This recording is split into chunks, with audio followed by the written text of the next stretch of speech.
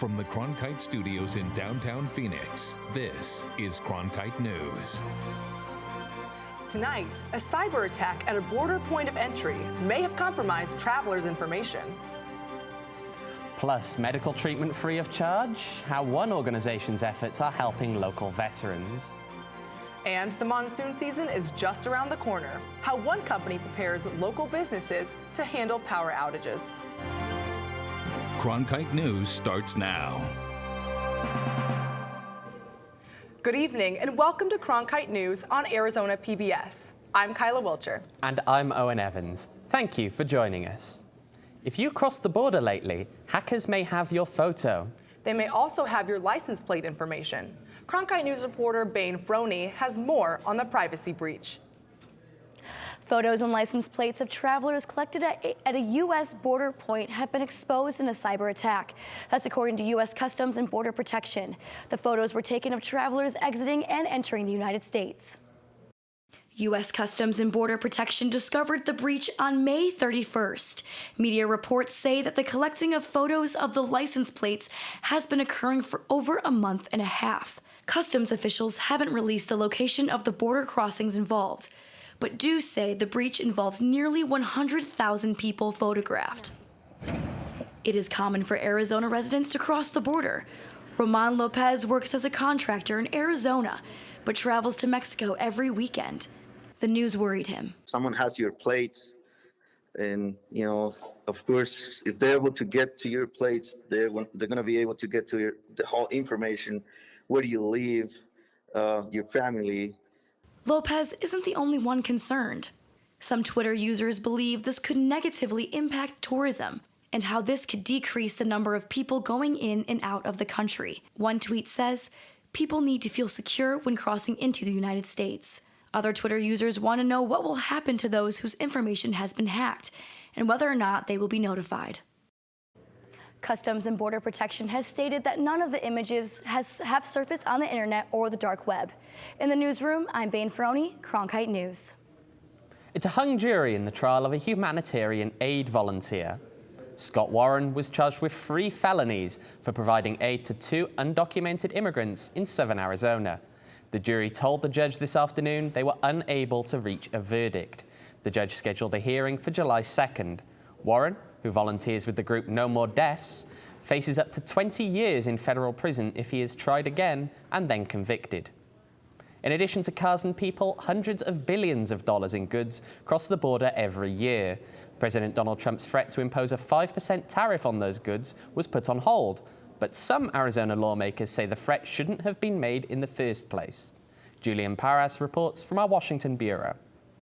President Donald Trump today touted a deal with Mexico to stem immigration, a deal he said would not have happened if he had not threatened to impose tariffs on Mexican imports. That's the agreement that everybody says I don't have. So, no, because I'm going to let Mexico do the announcement at the right time. From Mexico, they want to go through, but here's the agreement. It's a very simple agreement. This is one page. This is one page of a very long and very good agreement for both Mexico and the United States. Without the tariffs, we would have had nothing. But Arizona Representative Greg Stanton said tariffs are not the way for the U.S. and Arizona to deal with a valued trading partner like Mexico. Mexico's our #1 trading partner. It's almost a $17 billion two-way trade between Arizona and Mexico, over 100,000 jobs. So, slapping these tariffs, 25% tariffs, because it starts at 5, but very quickly would jump up to 25%.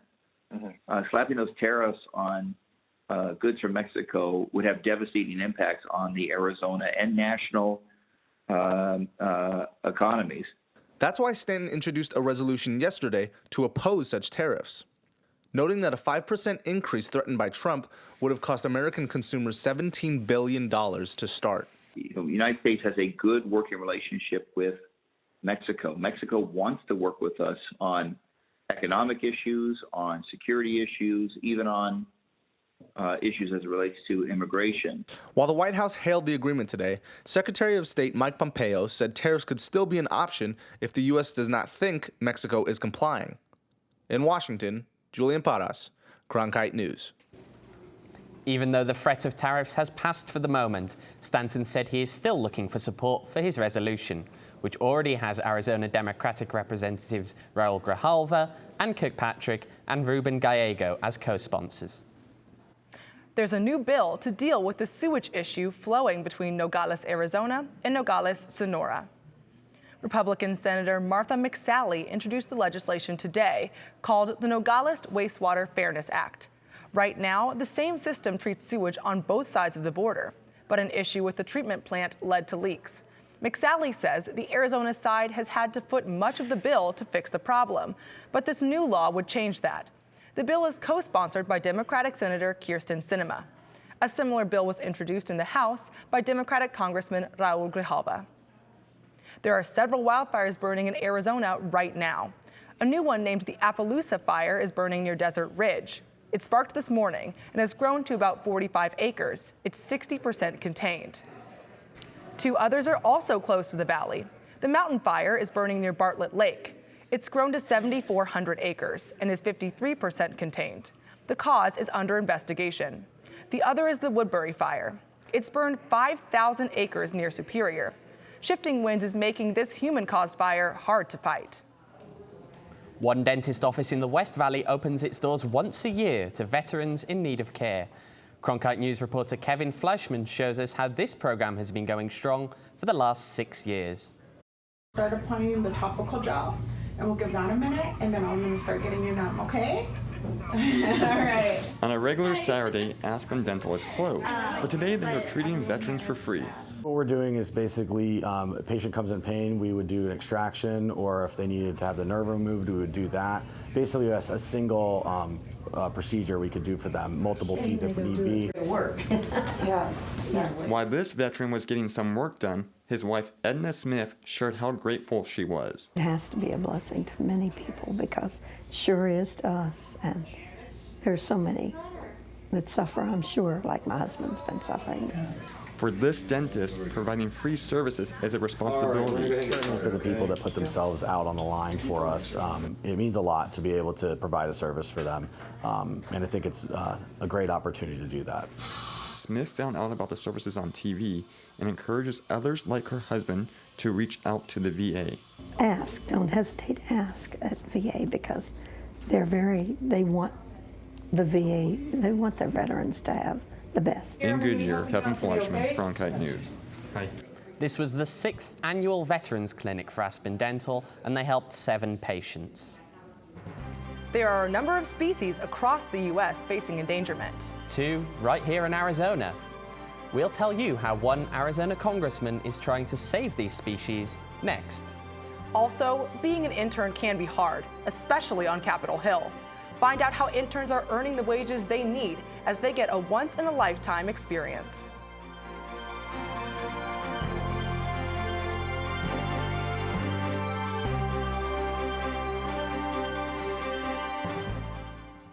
Cronkite Noticias is the Spanish-speaking division of Cronkite News, covering topics such as economics, education, sustainability, immigration, and border relations. Cronkite Noticias strives to serve the Spanish-speaking community in Arizona.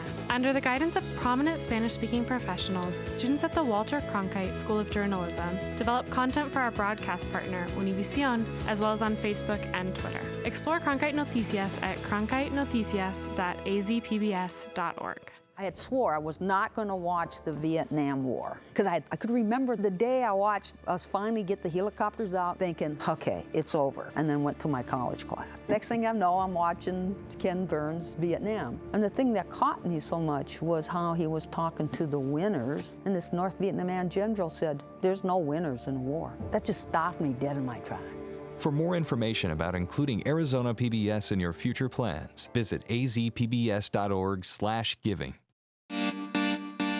Stay in the know on the go. At Cronkite News, we work hard to report the facts and keep you updated, whether we're on set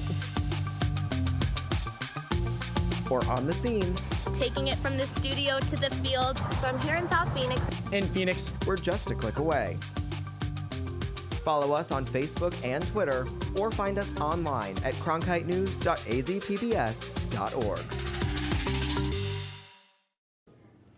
Arizona is home to a number of species at risk of extinction due to climate change and human activity. New legislation by Congressman Raul Grijalva could provide more funding to help protect these species and their environments.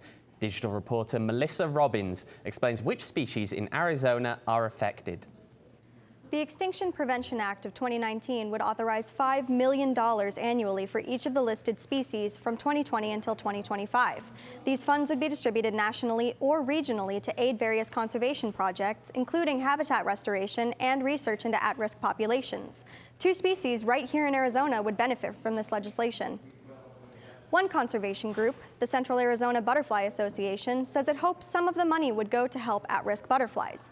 Currently, there are no butterflies on the endangered species list, but there are 5 subspecies in Arizona that are vulnerable, and the U.S. Fish and Wildlife Service will decide next year whether to add at least one butterfly, the monarch, to the endangered species list.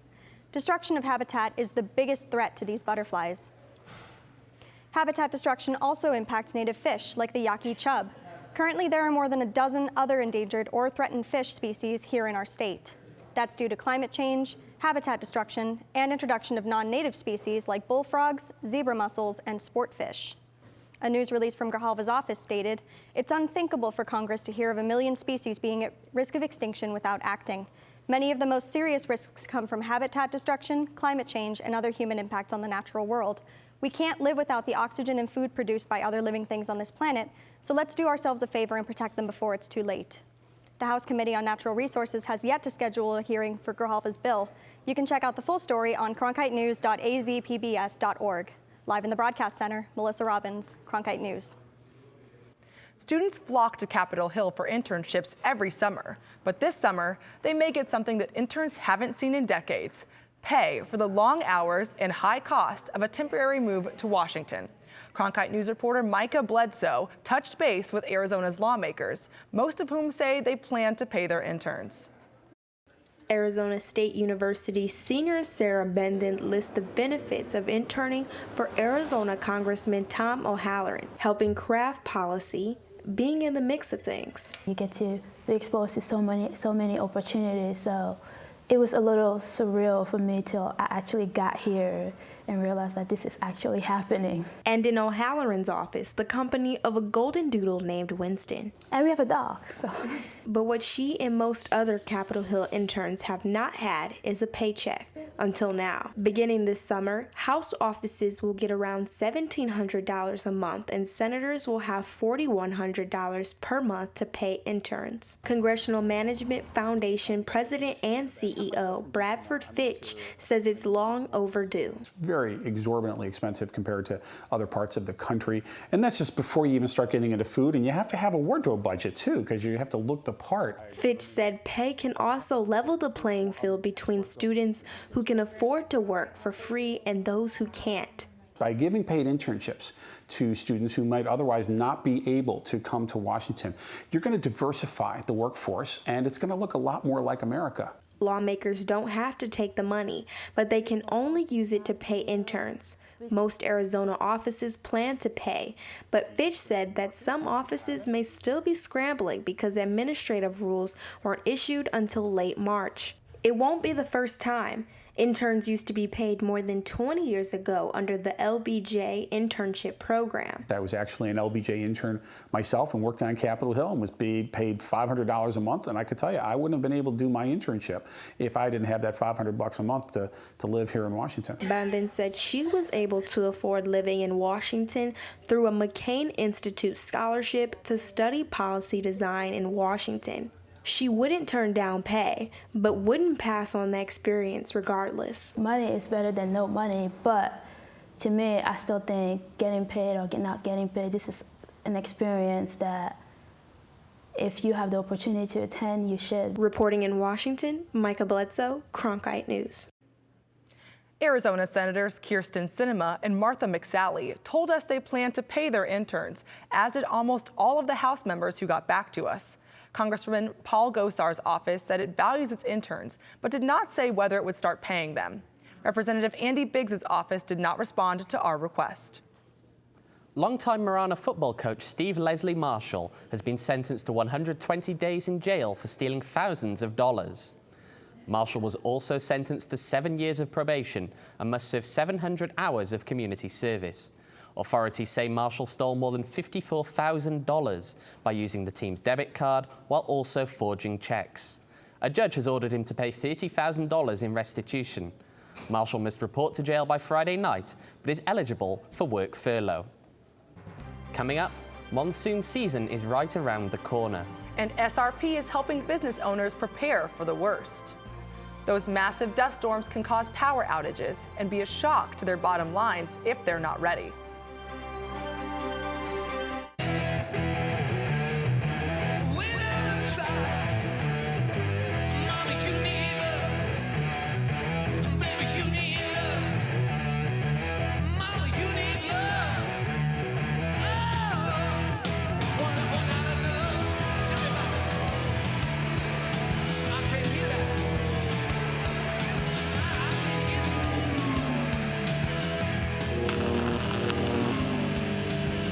With wildfires, a scarcity of water, and other environmental issues facing the Earth today, it's critical to stay up to date with local impacts of a changing climate. That's why we created Elemental, Covering Sustainability, a multimedia collaboration between public television and radio stations. From climate change to water conservation to renewable energy and much more, Elemental covers the latest in sustainability news. Find our stories on our website, elementalreports.com. As journalists at Cronkite News, we report on stories that matter to you by focusing on the local impact. We dig deeper and work tirelessly to keep you informed. Live in Wickerburg. Live in Los Angeles. In Cleveland. In Washington. In Louisville. From Jerusalem. Live in Philadelphia. From around the world to right here in Phoenix. At Cronkite News, we report the facts and stick to the truth.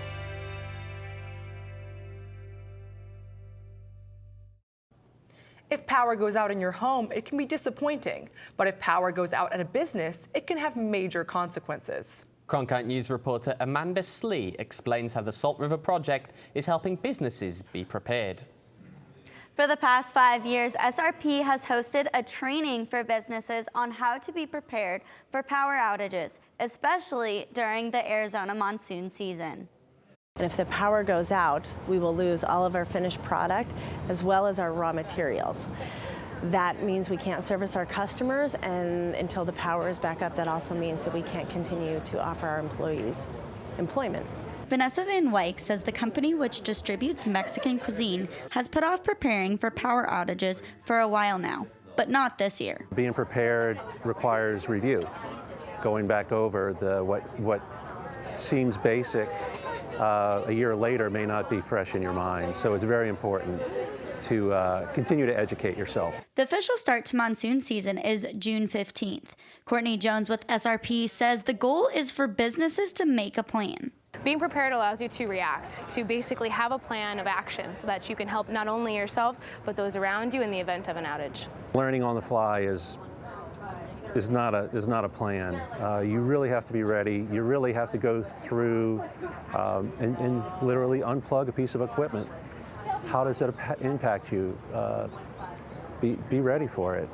Van Wyk told me today's training has made her realize it's time to make sure her company is ready for when the rain comes. We'll be sitting down and having a meeting, and I think the first thing that we need to do is combine our lists of what we need to do and then start working with our maintenance and SRP to quickly and easily facilitate the steps that we need to take. SRP recommends you sign up for outage alerts online or through their app. You can also download the ready.maricopa.gov app to prepare, plan, and respond to disasters that affect your immediate vicinity. In the newsroom, Amanda Slee, Cronkite News. Now that we're properly prepared for monsoon season, what are we going to do about this heat? Let's see what this week looks like. Here's Lindsay Amundsen with the forecast. Thank you, Owen. We are currently feeling those summer temperatures. In Phoenix, we're currently sitting at 106 degrees with a slight 12 mile per hour wind. But let's take a look at the rest of the state. Up in the north, they're in the low 80s, 80 in Flagstaff, 83 in Grand Canyon, and heading back down south towards Phoenix, they're in 103 degrees in Tucson. But over in Yuma, they have the state high of 110 degrees, and up in Lake Havasu, they're sitting at 108 degrees. As we head into Wednesday, there is an excessive heat warning issued here in Phoenix as we start our day at 88 degrees and only increase to 110 degrees by 4 p.m. So make sure you stay hydrated, bring your sunblock, and that heat warning is in effect until Thursday when we reach a high of 111 degrees. And then moving into Friday, we're sitting at 104, and then into the weekend, 103 degrees. Back up to 104 on Monday, down to 103 on Tuesday. Live in the Weather Center, Lindsay Amundsen. Coming up, from high school to the Indoor Football League. Two teammates have played together for over 10 years. And now, their winning backgrounds bring a sense of confidence as they gear up for the playoffs. I'm Judy Woodruff, anchor and managing editor of the PBS NewsHour.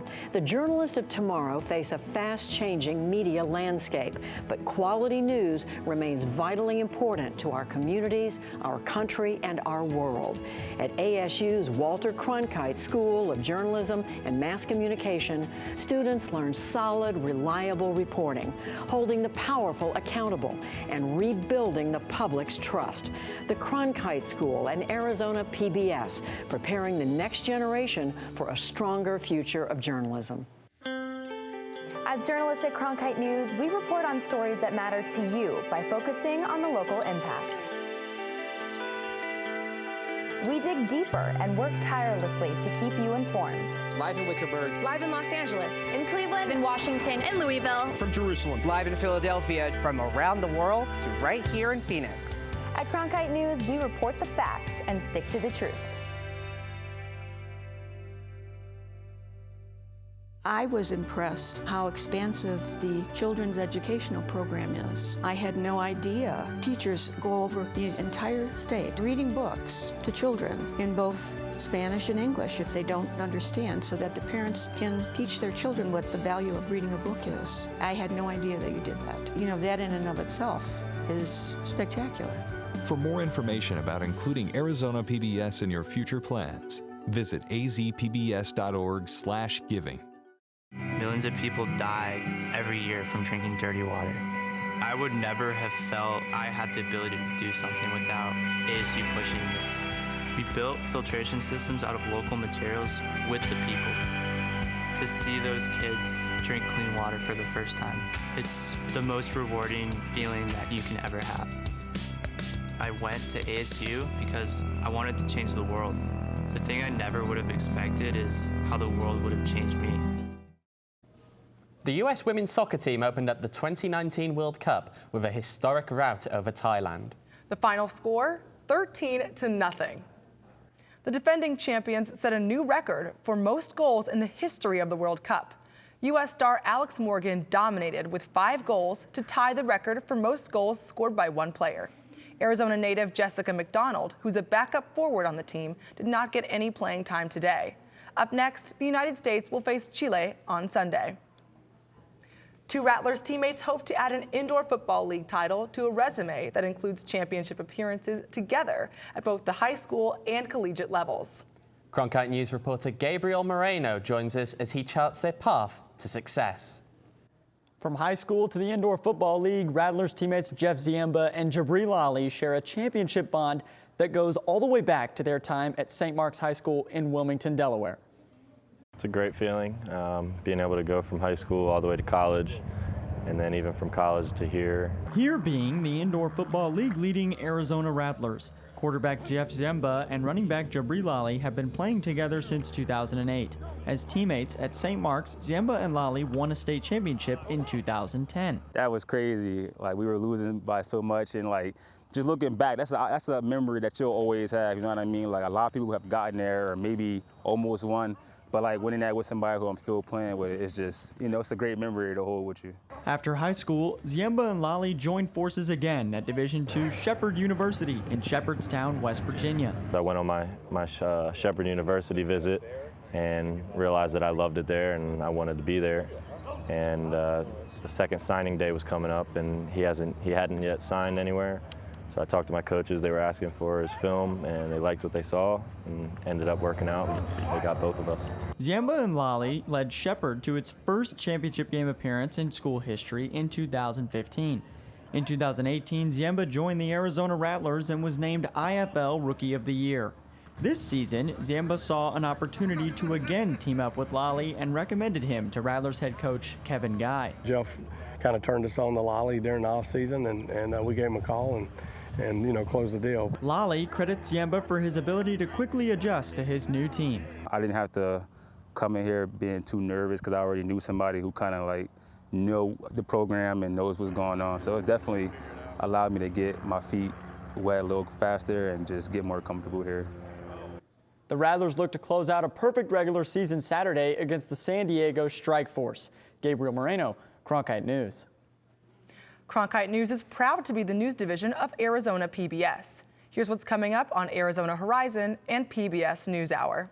On the next Arizona Horizon, we will look at Salt River Project's new sustainability goals, and we'll hear about a procedure designed to help in the treatment of brain cancer. That's on the next Arizona Horizon. I'm John Yang. On the next NewsHour, breaking down barriers, we highlight a push to combat adult illiteracy. That's Tuesday on the PBS NewsHour.